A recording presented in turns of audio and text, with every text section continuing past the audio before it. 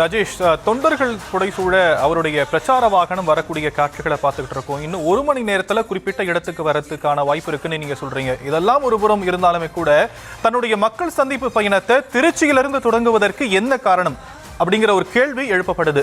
தமிழகத்துல பல்வேறு பகுதிகள் இருந்தாலும் திருச்சியில குறிப்பா மரக்கடை பகுதியை சூஸ் பண்றதுக்கு என்ன காரணம்? அரசியல இந்த பகுதி எந்த அளவுக்கு ஒரு முக்கியத்துவம் வாய்ந்த பகுதியா பார்க்கப்படுது அப்படிங்கிற ஒரு கேள்வியும் எழுது.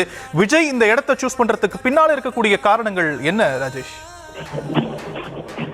தமிழ்நாட்டில் இருக்கக்கூடிய கட்சிகள், பெரிய கட்சிகள் தொடங்கி சிறிய கட்சி வரை, அது திமுகவாக இருந்தாலும் அதிமுகவாக இருந்தாலும் காங்கிரஸ், பாமக, நாம் தமிழர் உள்ளிட்ட எந்த கட்சியாக இருந்தாலும் திருச்சியில் மீட்டிங் என்று சொன்னால் அவர்களுக்கு அலாதி பிரியம், மிகவும் விருப்பமான விஷயம் என்று சொல்லலாம்.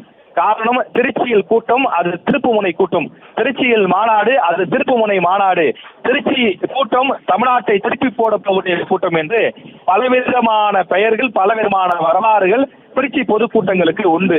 அது குறிப்பாக எம்ஜிஆர் காலத்திலே தொடங்கி பல வெற்றி பெற்ற மாநாடுகள் திருச்சியில நடைபெற்றிருக்கிறது. இதையெல்லாம் தாண்டி திருச்சி என்பது தமிழ்நாட்டினுடைய மையப்பகுதியாக இருக்கின்றது. நீங்கள் வடபகுதி என்று எடுத்துக்கொண்டால் தர்மபுரியிலே தொடங்கி இந்த பகுதிக்கு மையப்பகுதியாக தர்மபுரி இருக்கின்றது. அதே போல கன்னியாகுமரி வரை நீங்கள் பார்க்கும்போது அங்கிருந்து வரக்கூடியவர்களுக்கும் ஒரு மையப்பகுதியாக திருச்சி இருக்கின்றது. இப்போது திருச்சி ஒரு மிக மிக முக்கியமான மையப்பகுதியாக இருக்கின்றது. சுற்று வட்டாரத்தில் இருக்கக்கூடிய பல்வேறு மாவட்டங்களை சார்ந்த மக்களும் இந்த இடத்திற்கு வருவது மிக மிக எளிதான ஒரு விஷயமாக இருக்கும்.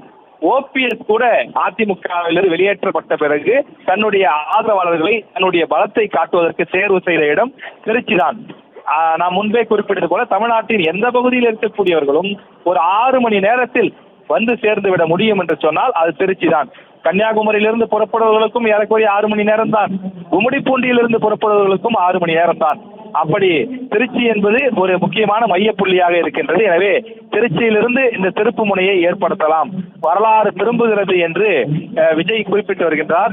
எப்படி 1967 அண்ணா தமிழ்நாட்டில் ஒரு ஆட்சி மாற்றத்தை ஏற்படுத்தினாரோ, 1977 எம்ஜிஆர் எப்படி ஒரு ஆட்சி மாற்றத்தை ஏற்படுத்தினாரோ, அதுபோல எங்கள் தலைவர் தளபதி விஜய் 2026 ஆட்சி மாற்றத்தை ஏற்படுத்துவார் என்று தமிழக வெற்றி கழகத்தினுடைய நிர்வாகிகள் தெரிவிக்கின்றார்கள்.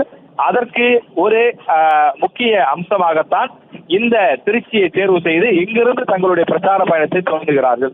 திருச்சிக்கு அடுத்து அரியலூர், அரியலூரை அடுத்து பெரம்பலூர் என்று ஒவ்வொரு மாவட்டமாக செல்ல திட்டமிட்டிருக்கிறார்கள். ஆனால் இன்று திட்டமிட்டபடி அனைத்து இடங்களுக்கும் செல்ல முடியுமா என்பது ஒரு சந்தேகம்தான்.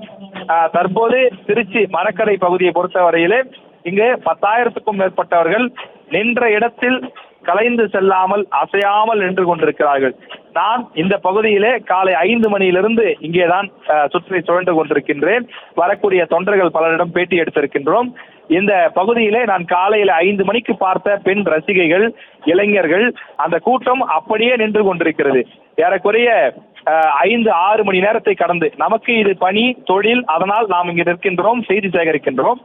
அவர்கள் தங்களுடைய அந்த ஆதர்ச நாயகனை செயல் பார்த்த விபத்தை நேரில் பார்க்க வேண்டும், எங்களுடைய தலைவரை பார்க்க வேண்டும், எங்களுடைய நடிகரை பார்க்க வேண்டும் என்று சொல்லி தங்களுடைய உறவினரை ஒரு கையிலும் தாங்க வேண்டும் என்ற அந்த ஆசையை ஒரு கையிலும் நிறுத்திக் கொண்டு ஆங்காங்கே நிற்பதை பார்க்க முடிகின்றது. திருச்சியில வெயில் எப்படி இருக்கும் என்பது நமக்கு தெரியும். வேலூர், திருச்சி, மதுரை இவையெல்லாம் வெயிலுக்கு மிகவும் பேர் பெற்ற நகரங்களாக இருக்கின்றது. திருச்சி வெயில் வாட்டி வதைக்கிறது. கடும் வெப்பத்திற்கு இடையே குடிப்பதற்கு கூட தண்ணீர் இல்லாமல், 2 வேளை உணவெடுக்காமல் இங்கு 100கணக்கான தொண்டர்கள் இருக்கிறார்கள் என்று உறுதியாக சொல்ல முடியும். தொடர்ச்சியாக நாம் காலையிலிருந்து அவர்களை பார்த்து கொண்டிருக்கிறோம். சுற்று வட்டாரத்தில் 1 கிலோமீட்டர் தூரத்திற்கு உணவு கடைகள் எதுவும் கிடையாது. குடிநீர் வாங்கி குடிக்க வேண்டுமானால் அதற்கான வசதி கிடையாது. எல்லா கடைகளுமே மூடப்பட்டிருக்கிறது. தற்காலிகமாக கூட்டங்களில் கூவி கூவி விற்கப்படும் வாட்டர் பாட்டில்கள் கூட நம்மால் இங்கு பார்க்க முடியவில்லை.